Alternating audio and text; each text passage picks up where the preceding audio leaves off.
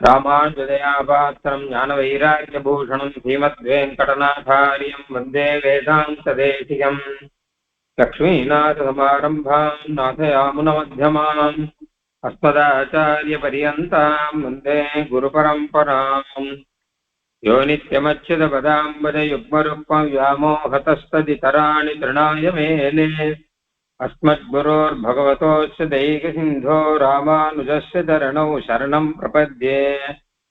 माता पिता युवतयस्तनया विभूतिः सर्वं यदेव नियमेन मदन्वयानाम् आद्यस्य नः कुलपतेर्वकुलाभिरामं श्रीमत्तदङ्घ्रियुगलं प्रणमामि मूर्ध्ना. भूतं सरश्च महदाह्वय भट्टनाथ श्रीभक्तिधारकुलशेखर योगिवाहान् भक्ताङ्घ्रेणुपरकालयतीन्द्रमिश्रान् श्रीमत्पराङ्कुशमुनिं प्रणतोऽस्मि नित्यम्. नीलातुङ्गस्तनगिरितटी सुप्तमुद्बोध्य कृष्णम् पारार्थ्यं स्वं श्रुतिशतशिरः सिद्धमध्यापयन्ती सोच्छिष्टायां सृजनिगलितं या बलात्कृत्य भुङ्क्ते गोदा तस्यै नमैदमिदं भूय एवास्तु भूयः. அன்னவயல் புதுவை ஆண்டாள் அரங்கற்கு பன்னு திருப்பாவை பல்பதியம் இன்னிசையால் பாடிக் கொடுத்தாள் நற்பாமாலை பூமாலை சூடிக் கொடுத்தாளை சொல்லு. சூடிக் கொடுத்த சுடற்கொடியே தொல்பாவை பாடி அருள வல்ல பல்வளையாய் நாடினே வேங்கடவர்க்கு என்னை விதி என்ன இம்மாற்றம் நாங்கடவா வண்ணமே நல்கு. வேயற்புகழ் வில்லிபுத்தூராடி பூரம் மேன்வேலும் மிக விளங்க விட்டு சித்தன் தூய திருமகளாய் வந்து அரங்கனார்க்கு துழாய் மாலை முடிசூடிக் கொடுத்த மாதே. நேயமுடன் திருப்பாவை பாட்டு ஆரைந்தும் நீயுரைத்ததையொரு திங்கட்பா மாலை ஆய புகழ் 100 43 அன்புடனே அடியனுக்கு அருள் செய் நீயே. மார்கழி திங்கள் மதிரைந்த நல்லாயிலே 13வது நாள் புள்ளியன்வாய் கீண்டானை என்கிற பாசுரம். பாகவதர்களை எழுப்பக்கூடிய பாசுரத்திலே 8வது பாசுரம். ஒவ்வொரு பாசுரத்திலையும் ஒவ்வொரு விதமான தோழியை எழுப்புகிறார் அப்படின்னு வரும்பொழுது இந்த பாசுரத்திலே போதரி கண்ணினாய் என்று அவளை குறிப்பிடுகிறார் நாச்சியார்.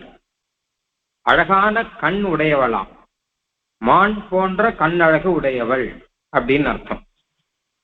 அதனால்தான் இவள் சயனத்தில் இருக்காள் போல இருக்கு அப்படின்னு நினைச்சு கொண்டிருக்கிறார்கள். ஏன்னா அவள் தன்னுடைய கண் அழகாலே கண்ணனை கூட தோற்கடிக்க கூடியவள். கண் அழகுக்கே பெயர் போனவன் தாமரை கண்ணன் கண்ணன். அவன் கூட இவளுடைய கண்ணழகுக்கு தோற்று விடுவானான். அதனாலே கண் அழகாலே அவனை தன் வயப்படுத்துபவள். அதனாலே கண்ணன் தான் என்னை வந்து பார்க்க வேண்டுமே தவிர நான் இதற்கு கண்ணனை போய் பார்க்க வேண்டும் என்கிற ஒரு அபிமானத்திலே இருக்கிறாள் அப்படின்னு கூட சொல்லலாம். இந்த அபிமானத்துக்கு ஸ்திரீத்வ அபிமானம் என்று பெயர். ஸ்திரீத்வ அபிமானம்னா பெண்களுக்கே இருக்கக்கூடிய ஒரு அபிமானம். அது நான் எதற்கு நாயகனை போய் பார்க்க வேண்டும், அவனுக்கு வேண்டுமானால் அவன் வந்து என்னை பார்க்கட்டுமே, நான் எதற்கு அவனுடன் பேச வேண்டும், அவனுக்கு வேண்டுமானால் அவன் என்னுடன் வந்து பேசட்டுமே அப்படின்னு இருக்கக்கூடிய ஒரு அபிமானம். இது சிருங்கார பாவத்திலே இப்படி ஒரு அபிமானம் பெண்ணுக்கு இருப்பது அழகு என்றும் அதிலே நாயகன் தோற்று விடுவான் அப்படின்னும் பொதுவாக நாம் பார்ப்பதுண்டு. அப்போ நாச்சியார் சூடி கொடுத்த நாச்சியார் அவர் கூட சொல்றார், இச்சை உடையரேன் இத்தருவே போறாரேன், வேணும்னா அவர் இங்க வரட்டுமே அப்படின்னு. யாரு அப்படின்னு கேட்டா மச்சனிமாட மதிலரங்கர் வாமனார் பச்சை பசுந்தேவர் தாம் பண்டு நீரேற்ற பிச்சை குறையாகி என்னுடைய பெய்வலமேல் இச்சை உடையரேல் இத்தருவே போறாரே. அவர் ரங்கநாதன் இருக்காரு, மச்சனிமான மதிலரங்கர். அவருக்கு என் மேல ஆசை இருக்கணும்னா அவர் என் தெரு வழியா வரணும். என்னுடைய பெய் வளை மேல், கையில வளை இருக்கு இல்லையா, அந்த வளை அவருக்கு வேணும்னா இப்ப இந்த திருவழியா அவர் வரமாட்டாரா? வந்துதானே வருவார் அப்படின்னு அர்த்தம். அதனால சில நாயகிகளுக்கு, அபிமானமுடைய நாயகிகளுக்கு இந்த மாதிரியான ஒரு எண்ணம் இருக்குமாம். அதற்கு ஸ்திரீத்வாபிமானம் அப்படின்னு பெயர். அந்த மாதிரி ஸ்திரீத்வாபிமானத்திலே அவள் இருக்கிறாள். ஏன்னா என்னுடைய கண்ணனுக்கு தோற்று கண்ணன் இங்கே வரமாட்டானா அப்படின்னு. அந்த மாதிரி அபிமானத்தோடு இருந்தால் பெருமானிடம் செல்லுபடி ஆகுமா? பெருமாள் கிட்ட போய் இந்த மாதிரி அபிமானம் எல்லாம் காண்பிக்கலாமா? அபிமான பங்கமாய் வந்து நின் பள்ளிக்கட்டில் கீழே சங்கம் இருப்பார் போல் அப்படின்னு தானே இருக்கணும். அபிமானத்தை விட்டுட்டு தானே வரணும். அப்படின்னா அது வாஸ்தவம் தான். அபிமானத்துல மோசமான அபிமானத்தை விட்டுடணும். மோசமான அபிமானம்னா நான் தான் வந்து பெரியவன் அப்படிங்கிற மாதிரி எண்ணம், நான் படித்தவன், அந்த மாதிரியான வரக்கூடிய ஒரு அகங்கார மமகாரம். இது முதல்லயே சொன்னேன், இது ஒரு அகங்காரத்துல வந்ததில்லை. இது என்னன்னு கேட்டா ஆசை மேலீட்டுனாலே, அன்பு அதிகமா இருக்கிறபடியினாலே அதனாலே வரக்கூடிய ஒரு அபிமானம். அந்த மாதிரி ஒரு கண்ணழகிலே இருக்கிறவள் இவள், என் கண்ணழகிலே தோற்று அவன் இருக்கணும் சொன்னான்னு வச்சுக்கோங்க. அப்போ பகவான் வருவானாம். இந்த பெருமாளை பத்தி தாத்பரிய ரத்னாவளியில அழகா ஒரு விஷயம் சாதிக்கிற, சத் பிரேக்ஷா ரக்ஷிதாரம் அப்படின்னு. நல்ல அழகு இருந்தால், நல்ல கண்ணழகு இருந்தால் அதை காப்பாற்றக்கூடியவன் எம்பெருமான் அப்படின்னு அர்த்தம். அதாவது ஏழை பேதை இராம் பகல் அப்படின்னு ஆரம்பிச்சு ஒரு பாசுரத்துல, கிளர் வாழ்வை வேவ இலங்கை செற்றீர் இவள் மாடை நோக்கு ஒன்றும் வாட்டேல் மீனேன்னு நம்மாழ்வார் சாதிக்கிறார். நாயகியை பற்றி தான் சொல்ற. இவள் மாடை நோக்கு, இவருடைய கண்ணழகை பால், எத்தனை அழகான கண் இருக்கு இவருக்கு, இது வாடிவிடப் போகிறது. இவருடைய கண்ணழகு வாடிவிடாமல் நீ சீக்கிரமாக வந்து இவளை பற்றிக்கொள் அப்படின்னு அர்த்தம். ஏழை பாக பேதை இராப்பகல் தன் கேடில் கண்ணநீர் கொண்டாள் கிளர் வாழ்வை வேவ இலங்கை செற்றீர் இவள் மாழை நோக்கு ஒன்றும் வாட்டேல் மினே அப்படின்னு அந்த பாசுரத்தில் தான் தாற்பரிய ரத்னாவளியில சாதிக்கிற கண்ணழகை காப்பாற்றக்கூடியவன் கண்ணன். சத் பிரேக்ஷா ரக்ஷிதாரம் அப்படின்னு. இதற்கு மூலம் எங்கே இருக்கிறதுன்னா, கிளர் வாழ்வை வேவ இலங்கை செற்றீர், அந்த இலங்கை செற்றீர்ல இருக்கு. அதாவது பெருமாள் இலங்கைக்கு போய் சீதா பிராட்டியை கூப்பிட்டு கொண்டான், தன்னிடம் அழைத்து கொண்டான்னு தெரியும். சீதா பிராட்டிக்காக வருந்தி கஷ்டப்பட்டு துக்கத்துல இருந்தவன் அந்த துக்கமெல்லாம் தீரும்படியாக இலங்கைக்கு போய் யுத்தம் பண்ணான் அப்படிலாம் பார்க்கிற முடியும். அப்படி சீதா பிராட்டினுடைய எந்த அழகிலே ரொம்ப அழகாக ராமன் ஈடுபட்டான் அப்படின்னு பார்த்தா, எல்லா அழகிலையும் ராமனுக்கும் சீதா பிராட்டிக்கும் பொருத்தம் இருக்கும். ராமனுக்கு ஏற்றவர் சீதா பிராட்டி, அவருக்கு ஏற்றவர் பெருமாள் ஸ்ரீராமன் அப்படின்னு இருக்கான். அப்போ எதுல ராமன் வந்து இந்த மாதிரி தாம் தோற்று போயிருப்பார், தான் சமமாக இருப்பது மட்டுமல்லாமல் பெருமாள் தாம் தோற்று போயிருப்பார் அப்படின்னு பார்த்தா, ஆஞ்சநேயர் சொல்றார் சீதா பிராட்டியை பார்த்தவர் அவர் தான். ராமனையும் நேர பார்த்தவர், சீதா பிராட்டியும் நேர பார்த்தவர், அவர்களுடைய நிலையை புரிந்து கொண்டவர் ஆஞ்சநேயர். அவர் சாதிக்கிறார், ராகவோர்கதி வைதேகிம் பஞ்சேயம் அசிதேக்ஷணா அப்படின்னு. இந்த ராகவனுக்கு வைதேகி தான் பொருத்தம், வைதேகிக்கு ராகவன் தான் பொருத்தம். அந்த வைதேகி அசிதேக்ஷணா ஆயிற்றே, அழகான கண்ணழகு உடையவள் ஆயிற்றே அப்படின்னு அர்த்தம். அப்போ என்னதான் ராகவனுக்கும் வைதேகிக்கும் பொருத்தம் இருந்தாலும் அந்த கண்ணழகுங்கிறது அவளுக்கு அதிகப்படியா இருக்கிறபடினாலதான் பெருமாள் இத்தனை உருகுகிறார் அப்படின்னு ஆஞ்சநேயர் கண்டுபிடிச்சிருக்கார். அதாக அந்த கண்ணழகுக்காக இலங்கைக்கு போய் சீதா பிராட்டியை பெருமான் கூப்பிட்டு கொண்டான் இல்லையா, அந்த மாதிரி நம் கண்ணழகிலே தோற்று வருவான் அப்படின்னு இவள் நினைத்தால் அதுல தப்பே கிடையாது என்றாகும் இல்லையா. அதனால்தான் சத்பிரேக்ஷா ரக்ஷிதாரம், சீதா பிராட்டியனுடைய கண்ணழகை காப்பாற்றியவர் பெருமாள், அந்த கண்ணழகளை வாட்டமில்லாமல் காப்பாற்றியவர் அப்படின்னு சுவாமி தேசிகன் சாதிக்கிறார். அதே மாதிரி நாயிகா பாவத்துல தானும் கண்ணழகோடு இருக்கிறதா தேசிகனுடைய நாயிகா பாவம். அதாவது வெற்புருவ கொடிக்கு வெற்புடன் ஒன்றை பாட்டுல, வெப்புடனோடு ஒன்றிய இந்தையில் வெவ்வின தீர் வருந்தொன்று அற்புதமாக அமர்ந்தமை கேட்டருள் வேண்டி நிற்க பற்பிலமர்ந்த செய்யாள் படிகாட்டிய பண்புடை என் விற்புருவ கொடிக்கு ஓர் விலங்கா மயல் பெற்றனமே. கண்ணழகு, கண்ணுக்கு மேல புருவம் இருக்கும், அதுவும் அழகு, எல்லாம் சேர்த்ததுதானே கண்ணழகு. இப்போ வில்லை தொலைத்த புருவத்தாள் அப்படின்னு சொல்ற மாதிரி பெருமாள் கையில வில் வச்சிருக்கான் இல்லையா, ராமன் கையில வில்லு, அது எத்தனை அழகா இருக்கும். அந்த வில்லை காட்டிலும் அழகா இருக்குமா இவளுடைய விற்புருவம், இவளுடைய கண்ணிலே இருக்கக்கூடிய புருவம். அப்ப வில்லை காட்டிலும் புருவம் அழகானது, வில்லை காட்டிலும் கண் தீக்ஷணமானது, கூர்மையானது அப்படின்னு இருக்கு.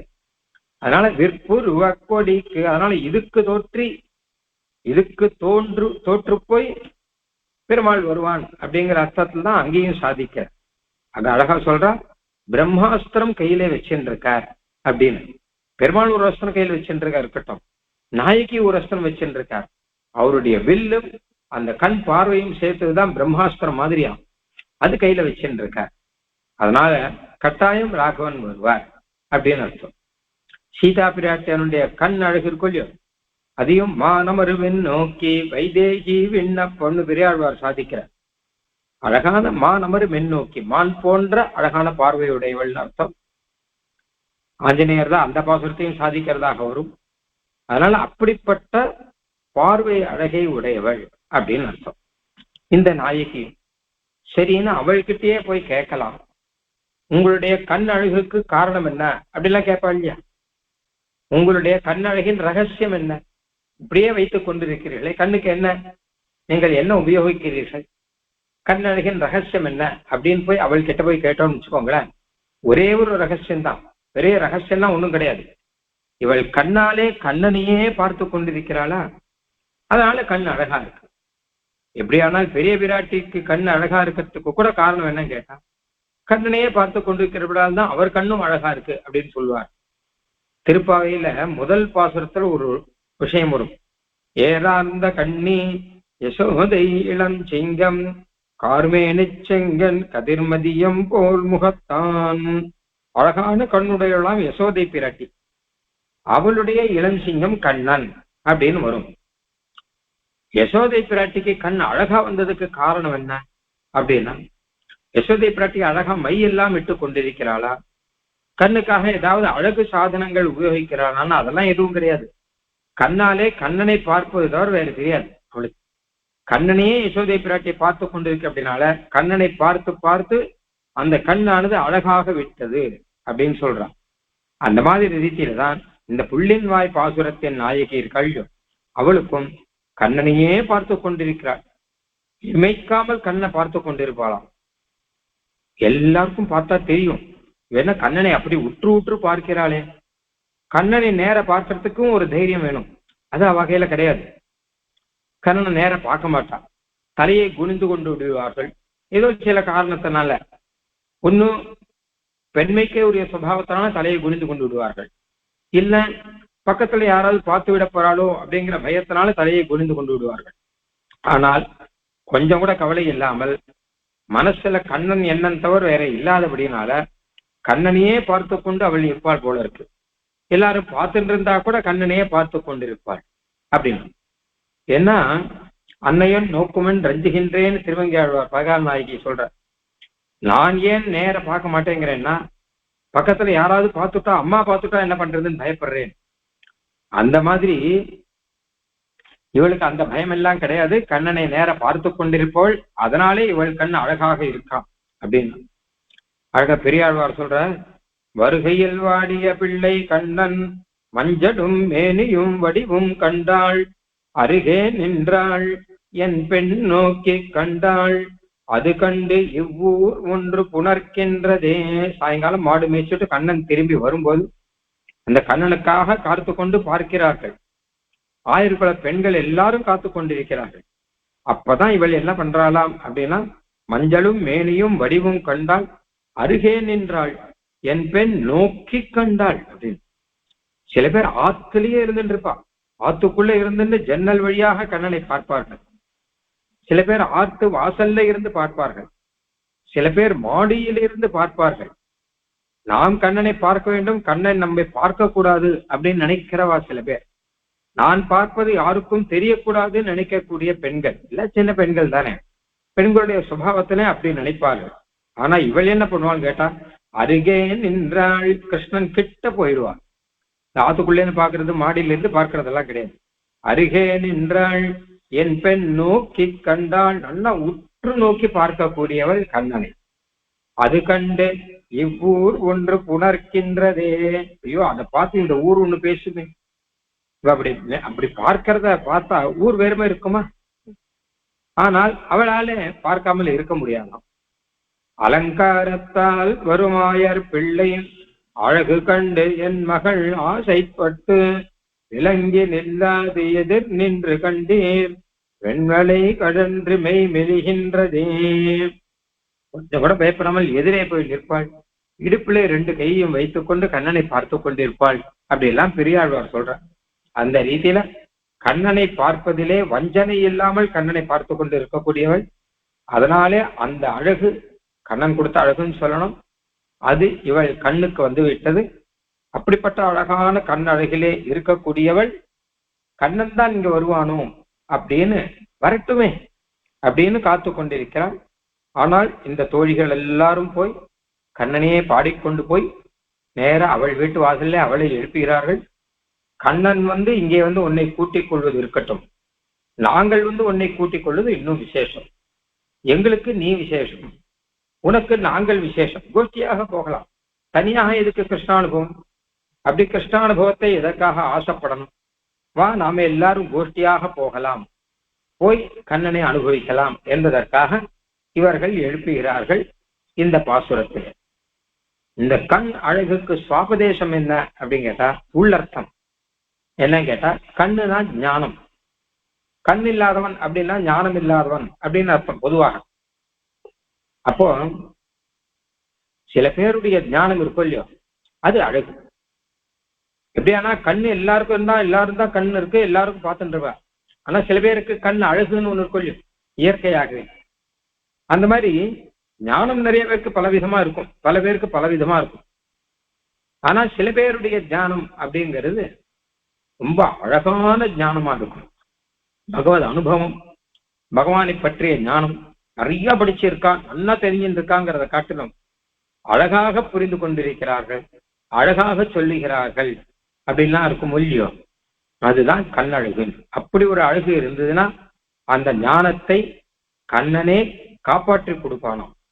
ரொம்ப அழகான ஞானம் இருக்கு அப்படின்னு கேட்டான்னா, கண்ணனுக்கே பிடிக்கும்படியான ஞானம் இருக்குன்னு கேட்டான்னா, அதை கண்ணனே எப்படியாவது காப்பாற்றி கொடுக்க வேண்டும். அப்படி அதற்கு தோற்று கண்ணன் முருவான், கண்ணனே காப்பாற்றி கொடுப்பான் அப்படின்னு சொல்றது.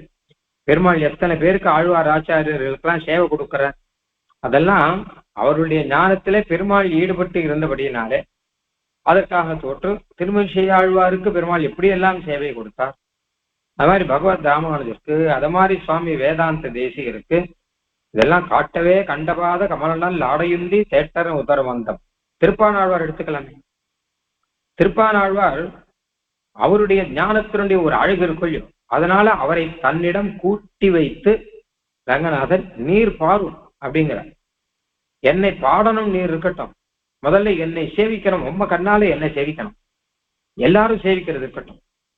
இல்ல என்னை சேவிக்க கூடாதுன்னு சொல்லிட்டா அப்படின்னா, சேவிக்க கூடாதுன்னு சாஸ்திரம் இருக்கே, நான் கிட்ட வரக்கூடாதே, நான் என் கண்ணால பெரிய பெருமாளை பார்க்க கூடாதே அப்படின்னா, அதெல்லாம் இருக்கட்டும், சொல்றவா சொல்லட்டும், நீர் வாரும் அப்படின்னு சொல்லி அவர் அப்படியே கூட்டுக்கிறார். உலோக சாரங்க மாமுனி தோழ்த்தனிலே வந்து பெருமாள் ரங்கநாதன் கூட்டுக்கு விட்டுறதுனால திருப்பானாழ்வார் அப்படியே நேர வந்து ஸ்ரீரங்கத்துல பெருமாளை சேவித்து அப்போ பாடினதுதான் அமல்நாதிபிரான். மாதிரி யாரை தன்கிட்ட வரவைக்கணுமோ வரவைச்சு, யாரை கொண்டு பாட வைக்கணுமோ பாட வைத்து எல்லாம் பண்ணக்கூடிய ரங்கநாதன். அதனால்தான் காஞ்சிபுரத்துல இருந்த சுவாமி பகவத் ராமானுஜர், சுவாமி வேதாந்த தேசிகர் இவர்கள் எல்லாம் தங்கிட்ட வரவச்சுண்ட. பகவத் ராமானுஜர் ஸ்ரீரங்க கத்தியம்லாம் அருளி செய்கிறார். சுவாமி தேசிகன் பகவத் ஞான சோபானம் பாதுகா சகசம் எல்லாம் அருளி செய்கிறார். அவர்களுடைய ஞானம் அழகானபடினாலே அந்த அழகை அப்படியே காப்பாற்றி நமக்கு உபயோகப்படும்படி செய்தவன் ரங்கநாதன் அப்படின்னு அர்த்தம். இப்ப பாசுரம் பார்க்கலாம். புள்ளின் வாய் கீண்டானை பொல்லா அரக்கனை கிள்ளிக் களைந்தானை கீர்த்திமை பாடி போய் பிள்ளைகள் எல்லாரும் பாவை களம் புக்கார் வெள்ளி எழுந்து வியாழ முறங்கிற்று உள்ளும் சிலம்பினகான் போதரி கண்ணினாய் உள்ள குளிரக் குடைந்து நீராடாதே பள்ளி கிடத்தியோ பாவாய் நீ நன்னாளால் கள்ளம் தவிர்ந்து கவந்தேலோ ரெம்பாவாய். கண்ணனை பாடலாம், நீ எழுந்து வா அப்படின்னு சொல்லிட்டு இருக்கான். ஆனா போன பாட்டிலே ராமனை பாடினால் மனத்துக்கினியானை பாடுவோம் நீ வாய் திறவாய் அப்படின்னு சொன்னான். இந்த பாட்டிலே கண்ணன் ஆரம்பிச்சுட்டாளா? ராமன் கிட்ட இருந்து கண்ணன் கிட்ட எப்படி திடீர்னு மாற முடிஞ்சது அப்படின்னு கேட்டான். திடீர்னு மாற முடியாது. ராமன் கிட்ட ஈடுபட்டவர்கள் பட்டுன்னு திடீர்னு கண்ணன் கிட்ட ஈடுபடுவது கஷ்டம். கண்ணன் கிட்ட ஈடுபடுபவர்கள் பட்டுன்னு திடீர்னு ராமன் கிட்ட ஈடுபடுவது அப்படிங்கிறதும் மாறி விடுவது அப்படிங்கிறதும் கஷ்டம். அது ஆனா இவர்கள் என்ன பண்ணார்கள்? மனத்துக்கினியான் ராமன் அவனை பாடிக்கொண்டே வந்தவர்கள், நாங்கள் ராமனையும் பாடுவோம் கண்ணனையும் பாடுவோம், இரண்டு பேரையும் பாடுவோம் அப்படின்னு இரண்டு பேரையும் பாடும்படியாக சொல்கிறான். புள்ளின் வாய் கீண்டானை பொல்லா அரக்கனை கிள்ளி களைந்தானை கீர்த்திமை பாடி போய். புள்ளின் வாய் கீண்டான்கிறவன் கண்ணன். புல்லுனா ஒரு பட்சி, கொக்கு ரூபத்துல ஒரு அசுரன் ஒருத்தன் வர அவனுடைய வாயை பிளந்தான் கண்ணன் அப்படின்னு இருக்கு. பகாசுரன் அப்படின்னு பெயர்.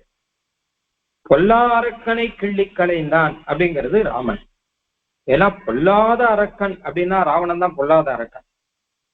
ஏன் மற்ற பேர்லாம் எத்தனையோ அரக்கால் இருக்காளே, அவெல்லாம் பொல்லா அரக்கன் அப்படின்னு சொல்ல வேண்டாமா கேட்டா, அரக்கர்கள் நிறைய பேர் இருக்கா.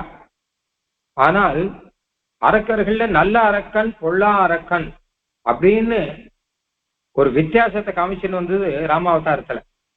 ஏன்னா விபீஷன் நல்ல அரக்கன் அப்படின்னும் ராவணன் பொல்லா அரக்கன் அப்படின்னு ஒரு பெயர் இருக்கு. ராவணோ நாம துர்வத்தா ராட்சசோ ராட்சசேஸ்வரகான்னு ராமாயணத்திலே வரும். அதனால பொல்லா அரக்கன் ராவணன், அவனை கிள்ளி களைந்தான்னு ராமாவதாரம். இவா ரெண்டு பேருடைய கீர்த்திமை, இவாளுடைய இந்த கீர்த்தி கொள்ளியோ அதை பாடுகிறோம், பாடிக்கொண்டே வந்திருக்கிறோம். பாடிப்போய் பிள்ளைகள் எல்லாரும் பாவை களம்புக்கார் அப்படின்னு சொல்றாரு முதல்ல. இதுல புள்ளின் வாய் கீண்டானை அப்படின்னு கண்ணனை சொல்றாரு இல்லையா?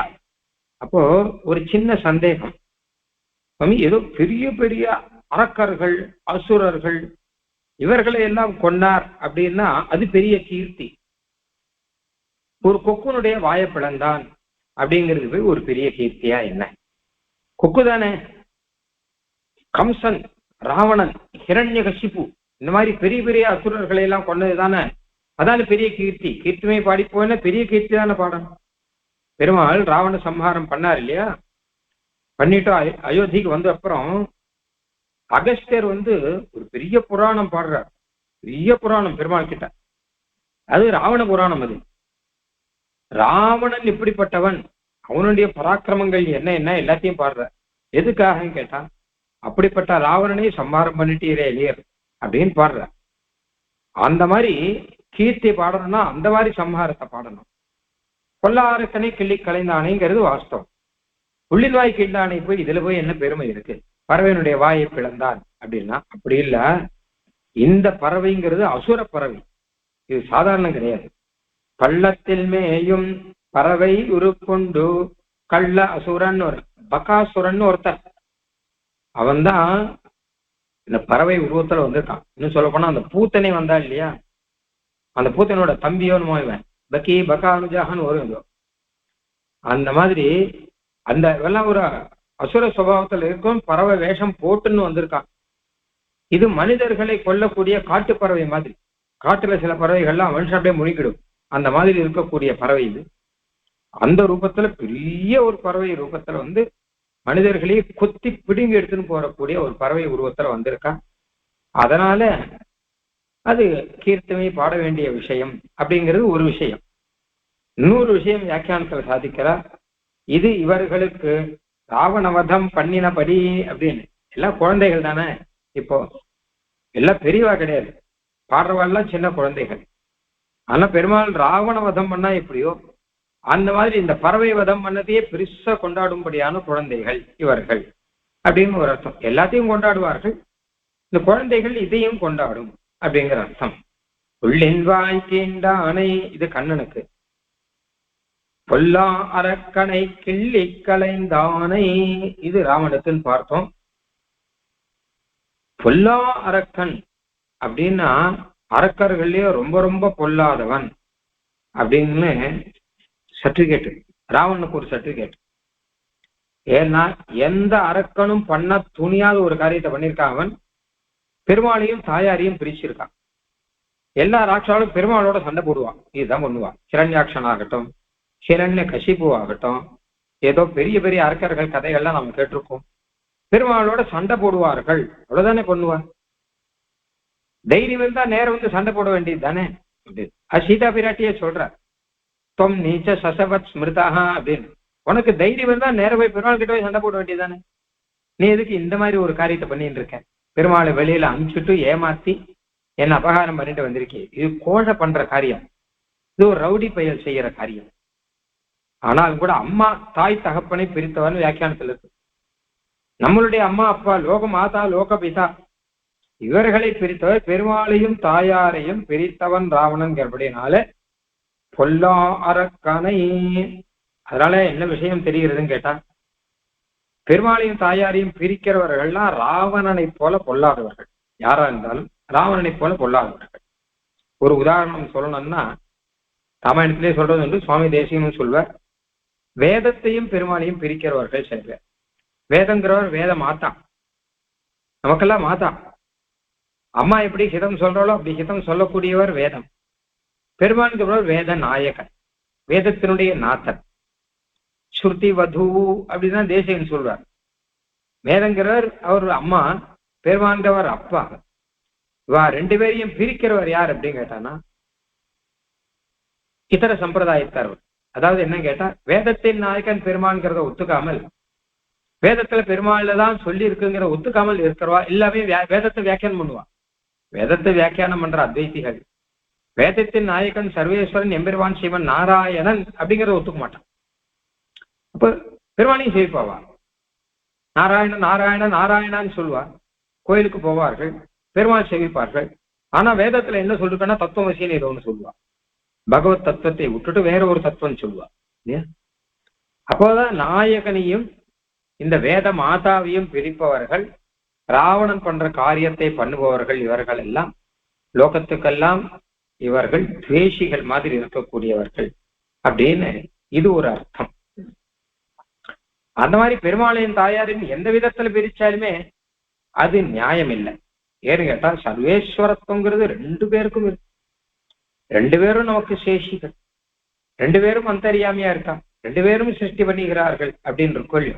அது ஒரு விஷயம் அப்படின்னு ஒண்ணு இருக்கு. அதனால தேசிகன் சாதிக்கிறார், துவாமேவாஹுக்கதி தபரே த்வத்பிரியம் லோகநாதம் கிந்தைர் அந்த கலகமலி நைக்கிஞ்சு தித்தீர் யமக்னைஹி த்வத் சம்பிரீத்தே விஹரதி ஹரோ சம்முகீனாம் ஸ்ருதீனாம் பாவாரூடோ பகவதி யுவாம் தம்பதி தெய்வதம் நஹ. வேதத்திலே சொல்லதை வச்சு பார்த்தார்னா தம்பதி தெய்வதம் நஹ, நம்முடைய தெய்வதம்ங்கிறது ஒரு தம்பதி பெருமாளும் தாயாருமாக இருக்கார் அப்படின்னு இருக்கு. அதனால அந்த பெருமாளையும் தாயாரையும் பிரிச்சதுக்கு முதல் உதாரணம் ராவணன் தான். அந்த ராவணனை கொன்றார். உள்ளெல்வாய் கீண்டானை கொல்லா அரக்கனை கிள்ளி களைந்தானை. அதை ஒரு அபிமானத்தோட பாடுகிறோம் நாங்கள். ஏன்னா பெருமாளுடைய வீரம் அப்படின்னு ஒண்ணு இருக்கட்டும். ஒரு பிராட்டிக்காக பெருமாள் வந்து ராவண சம்ஹாரம் பண்ணார் இல்லையா. அதனால ஒரு பெண்ணுக்காக பெருமாள் ஒரு அசுரனை சம்ஹாரம் பண்ணி போய் அந்த இடத்துக்கு போய் சம்ஹாரம் பண்ணக்கூடிய அளவு அவள் கிட்ட பிரேமம் வைத்திருந்தார் அப்படிங்கிறத பாடுகிறோம் அப்படின்னு வச்சுக்கலாம். பொல்லா அரக்கனை கிள்ளி களைந்தானேங்கிறார். ராவணனா அனாயசம் பூ கிள்ற மாதிரி கிள்ளிட்டாராம். இத நாச்சியார் சொல்றாரு இல்லையா. ஏன்னா இவாளுக்கு அப்படி இருக்கு, வேடிக்கை பார்க்கறவா தானே. அதனால வீர பத்தினிகள்லாம் அப்படிதான் சொல்லுவா, அனாயாசமா ஜெயிச்சுட்டார் அப்படிதான் சொல்லுவா. அவளுடைய வீரம் இவாளுக்கு தெரியும் இல்லையா. கல்லெடுத்து கல்மாரி காத்தா என்றும் அப்படிங்கிறார். கல்லெடுத்து கல்மாரி காத்தா என்றும் காமரு பூங்கச்சி ஊரகத்தா என்றும் வரும். சொல்லெடுத்து தன் கிளியை சொல்லே என்று துணை முறைமேல் துளி சோரச் சோர்கின்றவளே. ஒரு நாயகி, பரகால நாயகி. கிருஷ்ணன் கோவர்தன மலையை தூக்கினான் அப்படின்னு நாம சொல்றோம். ஆனா அந்த பெண் இருக்காளே, அந்த நாயகி மலையை தூக்கினான்னு சொல்ல மாட்டாளாம், கல் எடுத்தான்னுவா. ஏன்னா அனாயாசமா தூக்கியிருக்கான். மலையை தூக்குறான்னா கஷ்டப்பட்டு சுமந்தான் அப்படின்னு அர்த்தம் இல்லை. தெருவில் கிடைக்கிற ஒரு கல்லை எடுக்கிற மாதிரி மலையை எடுத்திருக்கான் அப்படின்னா அவர்களுக்கு அது ஒரு லீலா விஷயமாக, கண்ணனுடைய லீலையில ஒரு விஷயமா இருக்கு. அந்த மாதிரி இந்த நாயகி இல்ல ஆயிரகுல பெண்களுக்கு பெருமாள் ஸ்ரீராமன் ராவண வதம் பண்ணான்னா கஷ்டப்பட்டு 3 நாள் யுத்தம் பண்ணி வதம் பண்ணான் இருக்கு. கஷ்டப்பட்டு 3 நாள் யுத்தம் எல்லாம் பண்ணல. அதுக்குள்ள அரக்கனை கிள்ளி களைந்தானை எல்லாம் கிள்ளி போட்டா, அவ்வளவுதான். புல்லு கிள்ளி போடுற மாதிரி சில செடியில இருந்து அப்படியே பூவை கிள்ளுவா.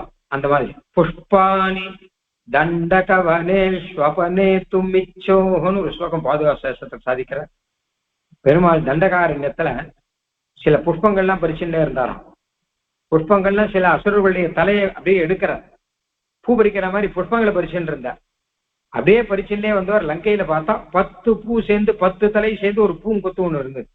அந்த 10 தலையும் அப்படியே எடுத்தார். இந்த பூ பறிக்கிறவாளுக்கு கொத்தா பூ பார்த்தா ரொம்ப சந்தோஷமா இருக்கும், அப்படியே எடுத்துடுவா இல்லையா? அந்த மாதிரி பூ பறிச்சுட்டே வந்தவர் இந்த கொத்தை பார்த்தா அப்படியே எடுத்துட்டார் அப்படின்னு அந்த ஸ்லோகத்துல சாதிக்கிறார். அதனால அனாயாசமாக ராவண சம்ஹாரம் செய்தவர் அப்படின்னு அர்த்தம். இந்த 3 நாள் யுத்தம் பண்ணார் அப்படிங்கெல்லாம் வானர சைன்யத்துக்கு பெருமை சேர்ப்பதற்காக, அவ்வளவுதான். மற்றபடி அவர் அனாயாசமா ராவண சம்ஹாரம் பண்ணவர். உள்ளென்வாய் கீண்டானே கொல்லா அரக்கனை கிள்ளி களைந்தானே கீர்த்திவை பாடி போய், அவருடைய அந்த கீர்த்தியை பாடுகிறோம் அப்படின்னா. ஏன்னா இந்த கீர்த்தியை எல்லாரும் பாடியிருக்கா. அந்த கீர்த்தியில ஈடுபடாதவா யாரும் கிடையாது. இந்த கீர்த்திங்கிறது வீர கீர்த்தின்னு வச்சுக்கோங்க. வீரத்தினாலே அந்த கீர்த்தி. கண்ணன் சின்ன வயசுல புள்ளின் வாய்ப்பிழந்தான்.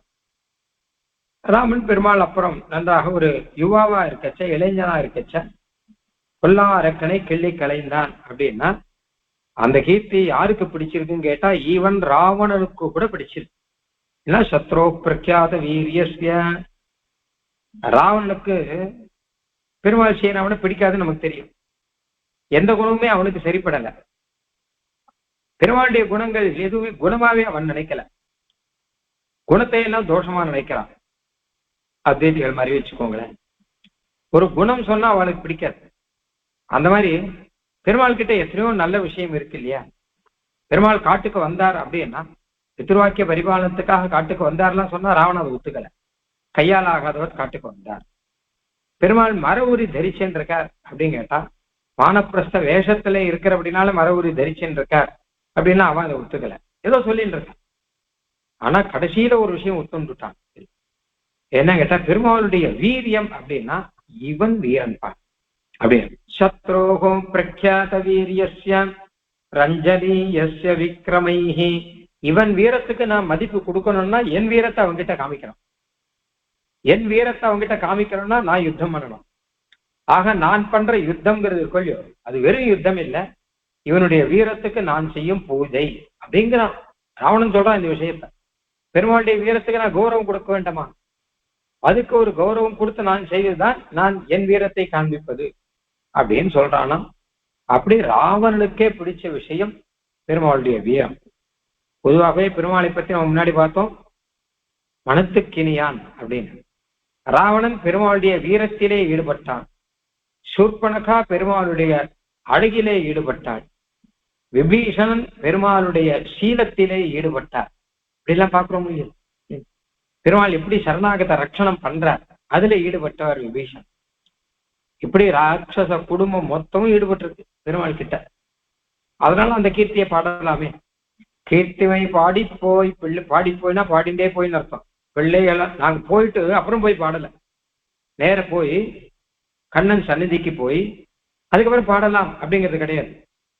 போச்சே பாடிண்டே தான் போறான். ஏன்னா கண்ணன் சன்னதிக்கு போவது எப்படி உத்தேசம், அந்த மாதிரி பாடிக்கொண்டே போவதும் ஒரு உத்தேசம். அதுவும் அவளுக்கு போக்கியமாக இருக்கு. கிருஷ்ணானுபவத்துல இதுவும் சேர்ந்தது. போய் பெருமாள் சேவிக்கிறதுங்கள போவதே, அதுவும் பாடிக்கொண்டு போவதே, அதுவே ஒரு கிருஷ்ணானுபவத்துல சேர்த்தியா இருக்கு. அதனாலே பாடி போய் பிள்ளைகள் எல்லாரும் எல்லா பிள்ளைகளும் வந்துட்டான். நீ பெரிய வளர்ச்சியை வர வேண்டாமா? பிள்ளைகள் எல்லாரும் பாவைக்களம் புக்கார்.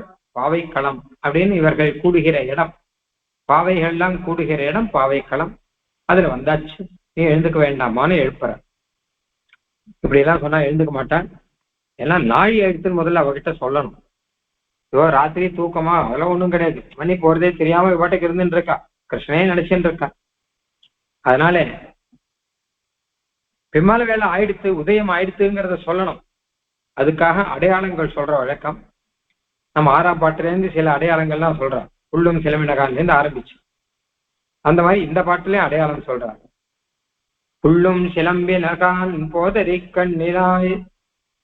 வெள்ளி எழுந்து வியாழ முறங்கிற்றுன்னு முதல் அடையாளம். 2வது அடையாளம் புல்லும் சிலம்பினகான் அப்படின்னு சொல்லிட்டு 2 அடையாளம் சொல்ற. பிடிந்து விட்டுதுமா, வெள்ளி எழுந்து வியாழம் உறங்கிட்டு, சுக்ரன் உதயம் ஆயிடுத்து, குரு அஸ்தமனம் ஆயிடுத்து. இதெல்லாம் பெம்மால வேலை வந்து தூங்குறதுக்கு அடையாளம். அந்த காலத்துல இந்த அடையாளங்கள்லாம் வச்சுதான் கண்டுபிடிப்பா.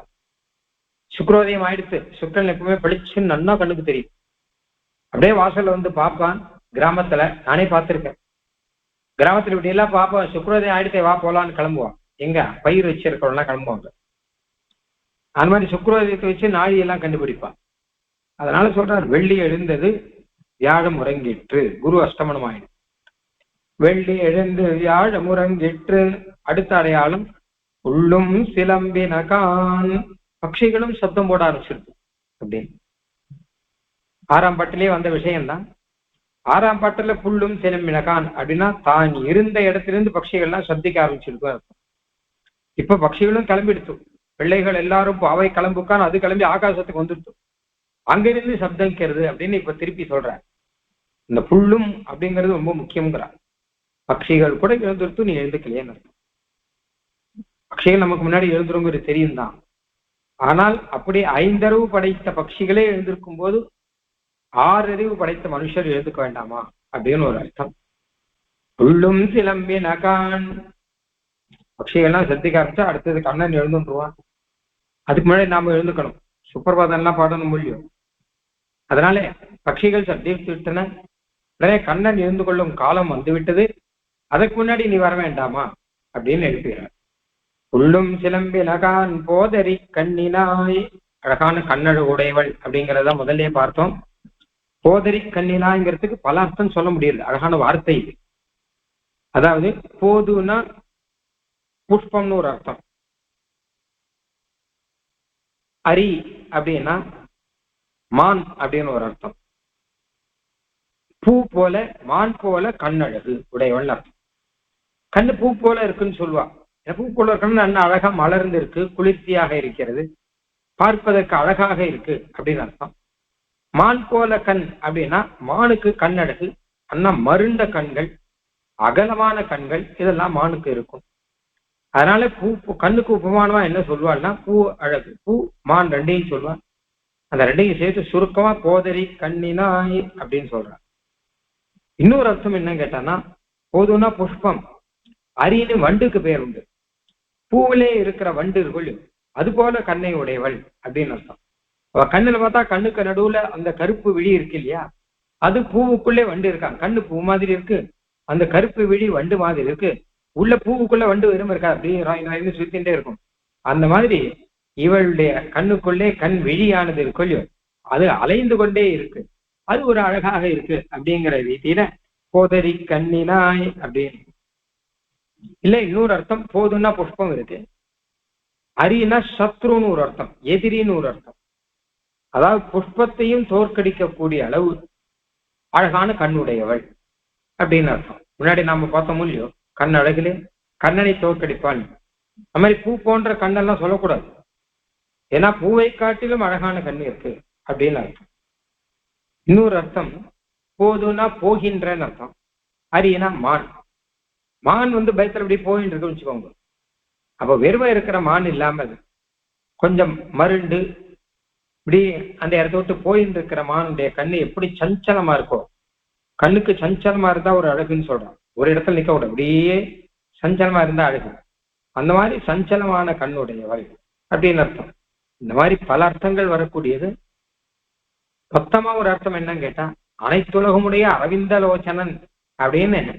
அரவிந்தலோச்சனன் கண்ணனுக்கு பெயர் போனவன் கண்ணன். அந்த கண்ணனை தன் கண்ணழகிலே கொண்டிருப்பவள் அப்படிங்கிற அர்த்தத்தை நாம் ஏற்கனவே பார்த்தோம். போதரி கண்ணினாய் குள்ள குளிர குடைந்து நீராடாதே பள்ளி கிடத்தியோ. அம்மா, குள்ள குளிர நன்னா தீர்த்தமாட வேணாமா? அப்படி இல்லாமல் படுத்துன்னு இருக்கியே அப்படிங்கிறான். மாரிக்கு மாச குளிர், குள்ள குளிர, உள்ளம் குளிர, உடல் குளிர, அந்த குளிரே உத்தேசியம் போல இருக்கு வாழ்க்கை. குடைந்து நன்னாக ஸ்நானம் பண்ண வேண்டாமா? குள்ள குளிர குடைந்து நீராடாமல் படுத்துக் கொண்டிருக்கிறாய் அப்படின்னு. அப்போ நீராட்ட வேணாம், குளிக்கிறதுக்கு கூப்பிடா வச்சுக்கோங்க, யமுனா நதியில் போய் ஸ்நானம் பண்ண வேண்டாமா? ஏன்னு கேட்டான்னா, யமுனா நதி ஸ்நானம்ங்கிறது இவளுக்கு அதுவே கிருஷ்ணானுபவம் ஆரம்பம். கிருஷ்ணானுபவம்னா கண்ணனை பார்ப்பது மட்டுமல்ல. எப்படி ஆனால் ஸ்ரீரங்கத்திலே கோயிலுக்கு போய் பெருமாள் சேவிக்கிறது ரங்கநாத அனுபவம். ஆனா அங்க ஆரம்பம் இல்லது. ஸ்ரீரங்கத்துல ரங்கநாத அனுபவம் ஆரம்பம் காவேரி ஸ்நானத்திலேயே ஆரம்பம். அதுக்கு முன்னாடி ஸ்ரீரங்கம் ஊருக்குள்ள கால் வெக்கச்சையே ஆரம்பம். அது உள்ளுக்குள்ள கால் வெக்கச்சையே ரங்கநாதனுக்குள்ள நம்ம வந்திருக்கோம் அப்படின்னு அர்த்தம். வெளியில இருந்தோமே, எங்கெங்கயோ வெளியில இருந்தோமே, இப்பதான் அவன் கிட்ட நாம வந்திருக்கோம் அப்படின்னு. ஸ்ரீரங்கம் தெருவுல நடப்பது வீதி பிரதட்சணம் சொல்வார்கள். சித்திர வீதி, உத்தர வீதி பிரதட்சணம். நிறைய பேர் வீதி பிரதட்சணம் பண்ணுவார்கள். ஏன்னா அது ஒரு பெருமாள் அனுபவம். பெருமாளுடைய வீதி அது, பெருமாளுடைய வீதியில் நம்ம பிரதட்சணம் பண்றோம் அப்படின்னு அந்த ஒரு அனுபவம் அங்க கிடைக்கும். அதனாலே அந்த ஸ்ரீரங்கத்துக்குள்ளே பிரவேசம், சொந்த ஸ்ரீரங்க பிருத்வீச சரணத்தான சேகராக அப்படின்னு சொல்ற மாதிரி அங்க இருக்கிற பாகவதர்கள், அங்க இருக்க வீதியிலே நடத்தல், அங்கே காவேரிக்கு போதல், அங்கே காவேரியிலே ஸ்நானம் செய்தல், அங்கே ரங்கா ரங்கான ரங்கநாதனுடைய நாமம் சொல்லுதல், இதெல்லாம் தாண்டி அப்புறம் தான் ரங்கநாதனை சேவித்தல் அப்படின்னு. அந்த மாதிரி கண்ணனை போய் பார்த்து எழுப்புறோங்கிறதெல்லாம் இருக்கட்டும், முதல்ல குளிக்க வேண்டாமா? யமுனா நதியில குளிக்கிறதே ஒரு கிருஷ்ணானுபவம் ஆச்சு. யமுனைனாலே கிருஷ்ணனுடைய சம்பந்தம் தான் ஞாபகம். ஏன்னா யமுனை துறைவனை முதலே சொல்ற, கண்ணன் தான் யமுனை ஒரு விதத்துல பார்த்தா. அப்படி யமுனா ஸ்நானம் பண்ணி கிருஷ்ணானுபவம் பண்ணாமல் படுத்துன்னு இருக்கிறாயே, இது ஒண்ணு. ரெண்டாவது, குள்ள குளிர குடைந்து நீர் நல்லா குளிர குளிர நாம போய் நீராடிட்டு கண்ணன் கிட்ட போனோம்னா அப்ப கண்ணன் கடாட்சம் பண்ணுவான். ஏன்னு கேட்டா, இவ்வளவு கஷ்டப்பட்டு இன்னும் காலங்காத்தால் இருந்து இந்த குளிர்ல போய் தீர்த்தமாடிட்டு வந்தாங்களா? அம்மா, சிற்றஞ்சிறுகாலே வந்து உன்னை சேவித்தோம் கண்ணா அப்படின்னா, சிற்றஞ்சிறுகாலே வந்து எல்லாரும் ஒருத்தருக்கு ஒருத்தர் எழுப்பிண்டு யமுனா நதியில போய் குளிச்சுட்டு அந்த குளிர்ல பனித்தலை வீழ, பனி தலையில வீழ, கண்ணா உன்னிடத்துல வந்திருக்கோம். அப்படியா? அப்படின்னா, உன் பொற்றாமரையிலேயே எங்களுக்கு என்ன வேணும்னு கேள. இவ்வளவு கஷ்டப்பட்டு வந்திருக்கோம் இல்லையோ, அப்ப என்ன வேணும்னு கேளு அப்படின்னு கடைசியில கேட்கிறான், அவன் சொல்றான். அந்த மாதிரியாக குள்ள குளர அவன் கேட்கணும். நீங்க ஏன் குளிச்சுட்டு வந்தோம், நம்ம குளிச்சுட்டு வந்ததை பார்த்து அவன் மனசு இறங்கணும். இப்படி இறங்குமான்னு கேட்டான். கதன் அபரராத்திரேஷு சரையும் அவகாகத்தேன்னு வரும். ராமன் பரதாழ்வான்னு நினைக்கிறார், லக்ஷ்மண பெருமாள் நினைக்கிறார். பரதாழ்வான் சரையூல போய் ஸ்நானம் பண்றான். பரதாழ்வான் அயோத்தியில இருக்க, அதாவது அயோத்தி பக்கத்துல நந்தி கிராமத்துல. ராமன் வந்து இப்போ காட்டுல இருக்க தண்டகாவனத்துல. அங்கிருந்து பரதாழ்வான நினைக்கிறாராம். தண்டகாரண்யத்துல காட்டுல இருக்கும்போது இதே மார்கழி மாசம்தான், நல்ல குளிர். கோதாவரி நதி கரையில பஞ்சவட்டியில இருக்கா. அப்போ கோதாவரியில குளிக்க போகும்போது பெருமாளும் லக்ஷ்மண பெருமாளும் பேசிக்கிறான். நல்ல குளிரா இருக்கே அப்படின்னா, இந்த குளிர்ல தானே பரதன் வந்து சரையூல குளிப்பான். நம்ம மாதிரி அவன் தரையில படுத்துட்டு இருக்கான், அவரும் மர உரி தரிச்சுட்டு இருக்கான், இவா வேஷத்திலேயே இருக்கான், நான் தரையில தான் படுத்துப்பேன்னு சொல்லிட்டான். அதே மாதிரி விரதத்துல இருக்கிறபடினாலே இம்மால போய் சரையூர் போய் குளிப்பானேன்னு அதை நினைச்சுக்கிறாளாம் ரெண்டு பேருமாக. அப்போ அத்தியந்த சுக சம்ருத்தா சுகுமார சுகோச்சிதா, எப்படி இருக்க வேண்டியவன்? அரண்மனையில இழுத்து போத்திண்டு நல்லா கட்டில் மேல படுத்துட்டு சுகமா இருக்க வேண்டியவன். எல்லாரும் வெந்நீர் வச்சு கொடுக்கச்ச அந்த வெந்நீர்ல குடிக்கணும், அப்படி இருக்க வேண்டியவன். கதன்னு அபர ராத்திரீஷு சரையூம் அவகாகதே, இம்மால வேலையில் போய் சரையூர் போய் குளிப்பானே அப்படின்னு அதை நினைக்கிறார் பெருமாள். அதை நினைக்கும்படி ஏன்னு கேட்டான்னா, ராமன் பெயரை சொல்லி ராமனுக்காக அப்படி இருக்க பரதாழ்வான். ராமன் வர்ற வரைக்கும் நான் இப்படி இருப்பேன். அந்த மாதிரி கண்ணன் பெயரை சொல்லி கண்ணனுக்காக விரதம் இருந்து ஒரு ஸ்நானம் ஒண்ணு பண்ணுவோம் வச்சுக்கோங்களேன். அதுக்குள்ள குளிர பண்ணோம்னா உடனே கண்ணனுடைய மனசு இறங்குமா, எனக்காக நீ இங்க இப்படி ஸ்நானம் எல்லாம் பண்ணி இருக்கிறீர்களே அப்படின்னு. அதனால குள்ள குளிர குடைந்து நீராடாதே புள்ளி கெடுத்தியோ அப்படின்னு. மூணாவது என்ன அர்த்தம் கேட்டா, நீராட்டம்னாலே கிருஷ்ணானுபவம் தான். அதாவது உள்ள அர்த்தத்துல நாச்சியார் சொல்ற நீராட்ட யமுனா நதியில குளிக்கிறதெல்லாம் சொல்லல. முதல் பாட்டிலேயே நீராட போதுவீர் போதுவீனோன்னு கூப்பிடறாரு இல்லையோ, யார் யாருக்கு குளிக்கணும்னு என்னமோ வாழலாம் வாங்கோன்னு கூப்பிடறாரு முதல் பாட்டிலேயே. அங்க சொல்ற குளிக்கிறதுக்கு ஆண்டாள் கூப்பிடுறாங்க. ஏன் எப்படியெல்லாம் குளிக்கதானே போறோம், இது எதுக்கு கூப்பிடுறாருன்னா இந்த நீராட்டம்ங்கிறது கிருஷ்ணானுபவம் அப்படிங்கிறார். கிருஷ்ணன் கிட்ட நீராட்டம், கிருஷ்ணா அனுபவத்திலே குளித்தல் அப்படின்னு அர்த்தம். ஏன்னா கிருஷ்ணா அனுபவம்ங்கிறது நீராடுற மாதிரி இருக்குமா, அது அவ்வளவு அழகானது. அதனால கிருஷ்ணானுபவத்தை தான் நீராட்டம் அப்படின்னு சொல்றார் அப்படின்னு முதல்ல வியாக்கியானம் பண்ணியிருக்கா. அதனால குளிர குடைந்து கிருஷ்ணானுபவத்தை நன்னா எல்லாரும் சேர்ந்து பண்ண வேண்டாமா? அப்படி இல்லாமல் பள்ளி கிடத்தியோ, நீயே படுத்துட்டு இருக்கிய, குளிர குடைந்து நீர் ஆடாதே பள்ளி கிடத்தியோ அப்படின்னு. ஆனா படுத்துண்டு சைனத்துல இருக்காளே தவிர அங்கேயும் கிருஷ்ணானுபவம் தான் பண்ணிட்டு இருக்கா. மனசால கண்ணனை தான் நினைச்சுட்டு இருக்கா. அந்த படுக்கையில படுத்திருந்தாதான் கண்ணன் நினைவு நல்லா வரும் போல இருக்கு. அதுக்காக படுக்கையில் படுத்துட்டு இருக்கா.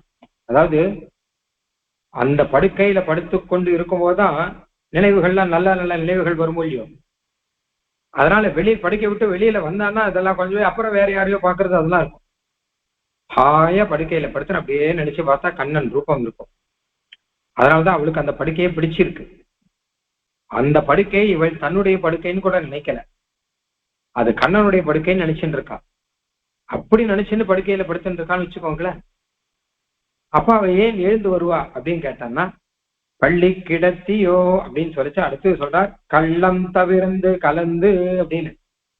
அப்படி தனியா கிருஷ்ண அனுபவம் படுக்கையில படுத்திருந்தியானா அது ஒரு கள்ளம், எங்களோட சேர வேண்டாமா அப்படின்னு அர்த்தம். நீ கிருஷ்ண அனுபவம் தனியே பண்ணுகிறாயா மனசுனால, வேண்டாம். விளைந்த நெல் கிடக்க உதிர் நெல் பொறுக்கிறாயோ அப்படின்னு வியாக்கியானத்துல ஒண்ணு சொல்லியிருக்கான். நிறைய நெல் விளைஞ்சி கரைக்கச்ச அதை விட்டுட்டு உதிர் நெல்லை போய் எடுத்துட்டு உஞ்சவர்த்தினா அந்த உதிர் நெல் எடுக்கிறது, அந்த உதிர் நெல்லை போய் எடுத்துட்டு இருக்க மாதிரி இருக்கலாமா? அது மாதிரி விளைந்த நெல் அப்படின்னா எங்களோட பண்ற கிருஷ்ணானுபவம் அப்படிங்கிறது அப்படியே நெல் போர் கொட்டி வச்சிருக்க மாதிரி இருக்கிறது. உதிர் நெல்ங்கிறது அங்கங்க தனித்தனா அவன் தனக்கு வேண்டியதை மாத்திரம் கொஞ்சம் எடுத்துன்னு போடுது அப்படிங்கிறது. ஆக விளைந்த நெல் இவ்வளவு இருக்கே, நீ ஏன் உதிர் நெல் பொறுக்குகிறாய் அப்படிங்கிற அர்த்தத்துல அது இருக்கு. நல்ல ததியாராதனம் இருக்கும்போது ஸ்வயம்பாக்கம் பண்ணுகிறா போல இன்னொரு உதாரணம் கொடுத்திருக்கான். ஆச்சரியமான ததியாராதனம், ரொம்ப சுத்தமான ததியாராதனம். பெருமாளுக்கு நிவேதனம் பண்ணி பாகவதர்களோட இருக்கணும் போது அதுல பங்கெடுக்காமல் தனியாக நான் ஒரு பொங்கல் பண்ணி சாப்பிட்டுக்கிறேன் அப்படின்னு தனியா ஸ்வயம்பாக்கம் பண்ணுபவர்கள் உண்டு. அது எந்த காரணத்தினால பண்றாங்கிறது அந்தந்த இடத்துல இருக்கும், அது இப்ப வேண்டாம். அதாவது இந்த ததியாராதனத்துல அவர்களுக்கு அன்வயிப்பதுல ஏதோ அசௌகரியம் இருக்கு அப்படின்னு அர்த்தம். சில சமயம் நியமத்துல இருப்பா, வெளியில சாப்பிடக்கூடாது அப்படிலாம் நியமத்துல எல்லாம் இருப்பாங்க, அது இருக்கட்டும். ஆனா கூட அனுபவம்னு வச்சுக்கோங்களேன், ததியாராதனத்துல பெருமாளுக்கு அமுது செய்த பிரசாதத்தை பாகவதர்களோடு கூட கோஷ்டியில கலந்து கொண்டு செய்தால் அது ஒரு பகவத் அனுபவம். தனியாக ஸ்வயம்பாக்கம் அப்படிங்கிறது ஒரு அனுபவம். இங்க அனுபவத்தை பத்தி பேசணும், இப்போ சாஸ்திரத்தை பத்தி பேசல. சாஸ்திரத்துல வச்ச ஸ்வயம்பாக்கிகள் சில பேர் ஸ்வயம்பாக்கம் பண்ணுவதற்கு நிறைய காரணங்கள் இருக்கும், சாஸ்திரத்துல சில இடத்துல அப்படி சொல்லியிருக்கு. ஆனா அனுபவம் பார்த்தோம்னு வச்சுக்கோங்க, அப்படி பார்த்தோம்னா ததியாராதனத்துல பாகவத கோஷ்டியில கலந்துட்டு பகவத் பிரசாதத்தை சாப்பிட்றதுதானே சிரேஷ்டம். இங்க அனுபவம் தானே, திருப்பாவிலேயே அனுபவம் தான் பிரதானம். சாஸ்திரம் இவா விரதம் பாவை நோன்புங்கிறது இருக்கோ, இது ஒரு சாஸ்திரம் இல்லை. இந்த விரதத்தை யார் கண்டுபிடிச்சான்னு கேட்கிறா இவாளே. இந்த விரதம் எங்க சொல்லியிருக்கு, எந்த சாஸ்திரத்தை சொல்லியிருக்கணும்? ஒரு சாஸ்திரத்தையும் சொல்லல. மேலையார் செய்வனகங்க நாச்சியார் எல்லாம் முன்னாடி பெரியவாள் செஞ்சா நாங்க செய்கிறோம், அவ்வளவுதான். இது எங்க சொல்லியிருக்கு? மனு சொல்லியிருக்காரா, யாஜ்ஞவல்க சொல்லிருக்காரா, எந்த தர்மசாஸ்திரத்துல இருக்குன்னு கேட்க வேண்டாம். அந்த மாதிரியாக இது அனுபவ பிரதானமா இருக்கக்கூடியது. சாஸ்திரத்துக்கு விருத்தம் இல்லாமல் அனுபவம் நடக்கும் இல்லையா? அந்த அனுபவத்தை நீ தனியாக இருக்கக்கூடாது, சேர்ந்து அனுபவம் பண்ண வேண்டும், ததியாராதனம் மாதிரி அப்படின்னு. அப்ப அவளை எழுப்புகிறா. பாவாய் உள்ள குளிர குடைந்து நீராடாதே பள்ளி கிடத்தியோ பாவாய் நீ நன்னாளால். இது ரெண்டு விஷயங்கள் ஞாபகம் வச்சுக்கோமா. ஒண்ணு நீ பாவாய், இன்னொன்னு இது நன்னாள் அப்படிங்கிறது. நீ பாவாய்னா நீ ஒரு பெண் அப்படின்னு அர்த்தம். பெண்ணுனா ஸ்திரீத்துவ பூர்த்தி உடையவள் அப்படின்னு அர்த்தம். சாதாரண பெண் அல்ல, நீ பெண்ணுக்கான நல்ல சுபாவங்கள் எல்லாம் கொண்டவள். அப்போ அப்படிப்பட்ட நீ எங்களுடன் சேர்ந்து கண்ணனை அனுபவிக்க வேண்டாமா அப்படின்னு அர்த்தம் இதற்கு. அப்போ ஒரு பெண் அப்படின்னு சொல்லி கொண்டு இருக்கிறவள், அப்போ நாயகனை பார்ப்பதற்காக, பெண்ணுனா நாயகன் இருப்பான் இல்லையோ, அப்போ நாயகனை பார்ப்பதற்காக ஒரு துடிப்பு இதெல்லாம் இருக்க வேண்டாமா அப்படின்னு அர்த்தம். அப்படி இல்லாமல் என் மனசுக்குள்ள இருக்கான் அப்படின்னு இருக்கிறத காட்டிலும் ஸ்திரீத்துவ பூர்த்தி உடையவள், நாயகனுக்கு தன்னை அர்ப்பணிப்பவள், அப்போ அதற்கென்ற நோன்புகள்லாம் செய்ய வேண்டாமா அப்படின்ற அர்த்தம் இருக்கு. ஸ்திரீபிராயம் இதரம் ஜெகத்துன்னு விஷ்ணு புராணத்துல சொன்ன மாதிரி எல்லாருமே பெண்கள் தான். எல்லாரும் பெண்கள் சொன்னது எல்லாருமே கண்ணனுக்கு உரியவர்கள் அப்படிங்கிற அர்த்தத்துல இருக்கு. அது கண்ணன் புருஷன், எல்லாரும் கண்ணனை நாயகனாக கொண்டவர்கள், கண்ணனுக்கு உரியவர்கள்.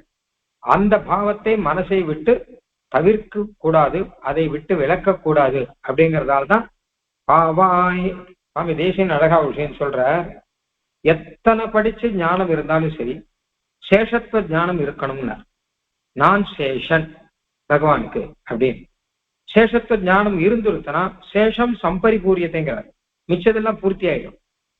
எல்லாம் படிச்சுட்டும் அந்த சேஷத்துவ ஞானம் இல்லைன்னா அப்போ அது குறைவு. சேஷத்துவ ஞானம் இருந்துட்டு மிச்சதெல்லாம் இல்லைன்னா அது நிறைவு அப்படிங்கிற. ஏன்னா சேஷத்துவ ஞானம் இருந்தா சேஷம் சம்பரிபூரியதை, மச்செல்லாம் பூர்த்தி, அதெல்லாம் ஒண்ணு இல்லாட்டா கூட பரவாயில்ல.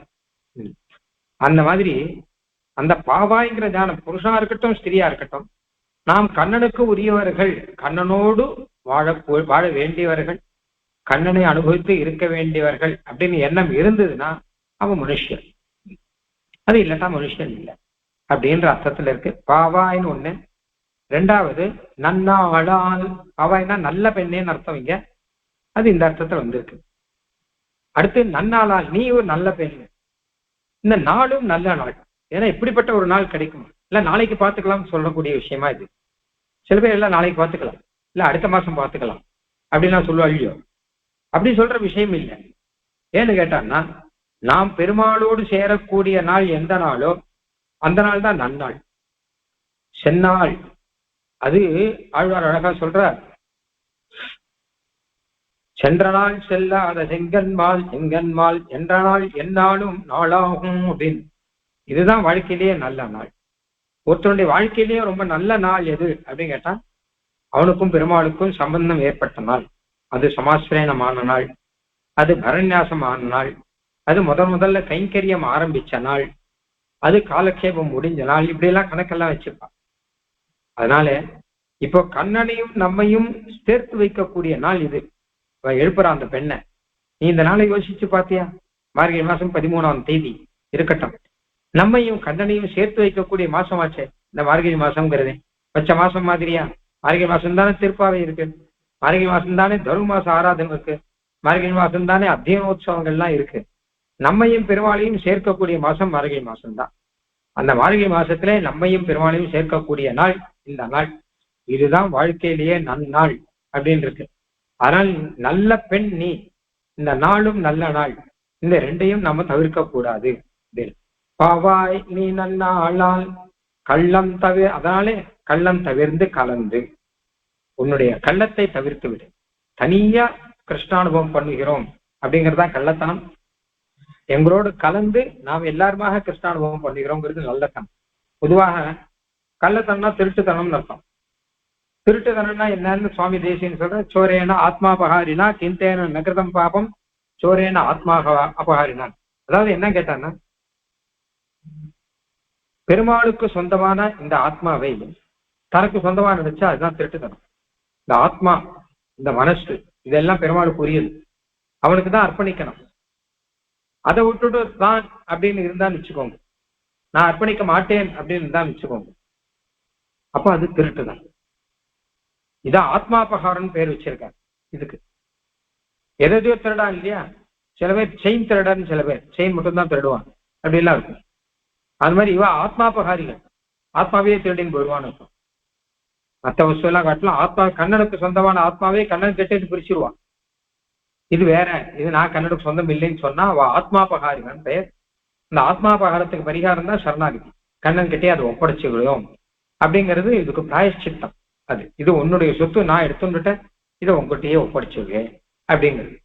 அதனால கள்ளம் தவிர்ந்து அப்படின்னா இந்த ஆத்மாபகாரத்தை தவிர்ந்து சரணாகதி செய்ய வேண்டாமா அப்படின்னு ஒரு அர்த்தத்துல இருக்கு.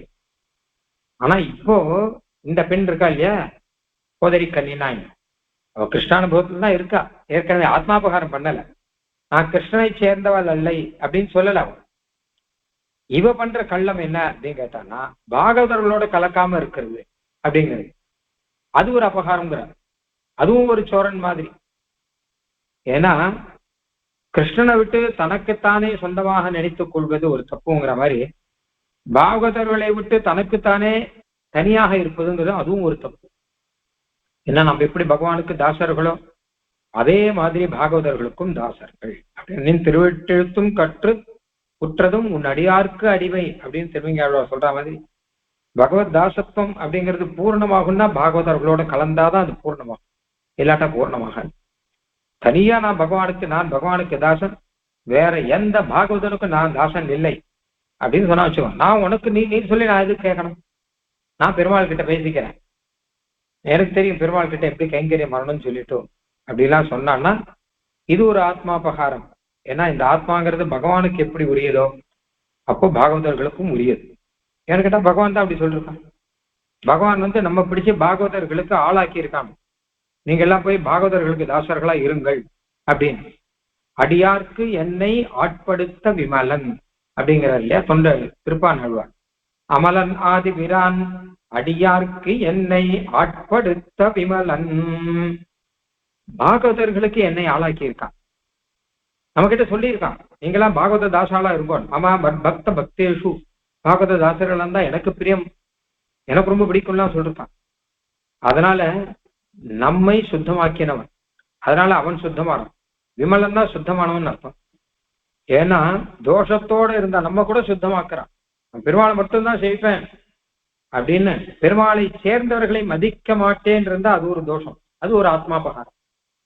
அந்த ஆத்மாபகாரத்தை போக்கி பகவான் சாஸ்திரத்துல எழுதி வச்சிருக்கான், நீங்கள் என் அடியார்களை ஆசிரியுங்கள். அது மட்டும் இல்லாம என் அடியார்களோடு கலந்திருப்பது என்னோடு கலந்திருப்பது போல இனிமையானது அப்படின்னா உணர்த்தி இருக்கான் இல்லையா நமக்கு. அதனால கள்ளம் தவிர்ந்து நீ எங்களோடு கலக்க வேண்டாமா அப்படின்னு எழுப்புகிறார். பாவாய் நீ நன்னாளால் கள்ளம் தவிர்ந்து கலந்து ஏலோர் எம்பாவாய், எங்களோடு கள்ளம் தவிர்ந்து கலக்காமல் நீ பள்ளிக்கெடுத்தியோ படுத்துட்டு இருக்கிறாயே, அதை விட்டு அஸ்மாபி துல்லியோ பவத்துன்னு வரும். அழகா ஸ்ரீமத் ராமாயணத்துல ஒரு விஷயம் சுவாமி தேசிகன் அபய பிரதத்தை சாதிக்கிற. சுக்ரீவன் சொல்றார், விபீஷண முதல்ல கூட்டுக்க வேண்டாம் சொல்ற சுக்ரீவன். ஆனா பெருமாள் சொல்ற, நான் அபயம் கொடுத்துட்டேன் சுக்ரீவா, நீயே போய் விபீஷணனை கூட்டுண்டு வா அப்படின்னா. அப்ப சுக்ரீவன் சொல்றார், விபீஷணன் எங்களோடு கலந்து இருக்கணும், அது நாங்க பண்ண பாக்கியம். அஸ்மாபி துல்லியோ பவது ராட்சசா, எங்களுக்கு சமமா இருக்கணும் அவர். எங்க கோஷ்டியில கலந்தப்புறம் எங்களுக்கெல்லாம் பின்னாடி வரட்டும், நாங்களாம் சீனியர் மோஸ்ட் இல்லையா, பின்னாடி தானே வர்றார் விபீஷன், அதனால எங்களுக்கு பின்னாடியே அவர் இருக்கட்டும் அப்படின்னு சொல்ல மாட்டோம், எங்களுக்கு சமமா என் பக்கத்துல இருக்கணும் அவர் அப்படிங்கிற சுக்ரீவன் இப்போ புரிஞ்சுட்டார். முதல்ல வேண்டாம்னு சொன்னாரே தவிர பெருமாள் கூட்டுன்னு அப்புறம் புரிஞ்சுட்டார். விபீஷன் பரமபாகவதன் புரிஞ்சுட்டு அந்த விபீஷனோடு கலந்து இருப்பதுதான் தனக்கு பெருமையின் மட்டுமல்ல, தனக்கு ஸ்வரூபம் மட்டுமல்ல, தனக்கு போகம் அது அப்படிங்கறத புரிஞ்சுட்டார். இதுதான் ஆனந்தம் அப்படிங்கறத புரிஞ்சுட்டு சுக்ரீவன் சொல்ற வார்த்தை, அப்பா அந்த விபீஷன் இல்லாமல் சுவாமி தேசிகன் சாதிக்கிற, இனிமேல் உண்மை பிரிந்து இருந்தாலும் இருப்பனே தவிர விபீஷனை பிரிஞ்சு இருக்க மாட்டேன்னு விட்டார் சுக்ரீவன். அந்த அளவு ஸ்நேகம் வந்துருச்சு அவருக்கு. அதான் அடியாருக்கு என்னை ஆட்படுத்த விமல், அதான் பெருமாள் அடியார்களுக்கு இப்படி சேர்த்து வைக்கிறார். அங்க உடனே அவர் சொல்றார், அஸ்மாபி துல்லியோ பகவத்தூர். இங்கேயும் ஒரு விஷயம் சுவாமி சாதிச்சிருக்க, எனக்கு சமமா விபீஷன் ஆகட்டும் சுக்ரீவன் சொல்ல, எங்க மொத்த பேருக்கும் சமமா விபீஷன் ஆவார், எங்கள் மொத்த பேருக்கும் வானரங்கள் மொத்த பேருக்கும் என்ன பகவத் அனுபவம் ஸ்ரீராம கைங்கரியம் வருதோ அது அவருக்கு ஒருத்தருக்கு கொடுத்து நீர் விபீஷணன் உங்க பக்கத்துல வச்சுட்டீர்னா நாங்க அதை பார்த்து சந்தோஷப்படும் அப்படின்னு விபீஷனுக்கு அத்தனை கௌரவத்தை கொடுத்து விபீஷனை தன் கோஷ்டியில கூட்டுக்கணும் அப்படின்னு துடிப்போட சுக்ரீவன் போய் கூட்டுன்னு வர்றாருன்னு ராமாயணத்துல வரும். விபீஷணோடு கலப்பது தன்னுடைய பாக்கியம் நினைக்கிறார் அப்படின்னு வரும். அந்த மாதிரியாக நாங்கள் நினைத்து கொண்டிருக்கோம். உன்னோடு கலப்பது எங்கள் பாக்கியம், உனக்கும் அதே மாதிரிதான். நாம் எல்லாரும் சேர்ந்து கண்ணனை அனுபவிக்கலாம், தனியாக அனுபவிக்க வேண்டாம். உன்னுடைய கண் அழகு கண்ணனுக்கு முக்கியமோ அதே மாதிரி எங்களுக்கும் முக்கியம். உன் கண்ணழகை கொண்டு நீ கண்ணனை கவர, அதனால் நாங்கள் எல்லாரும் உன்னிடம் சேர்ந்து இருந்து நாங்கள் அதை அனுபவிக்க வேண்டும் அப்படிங்கிறதாக இந்த பாசுரத்திலே இவளை எழுப்புகிறார்.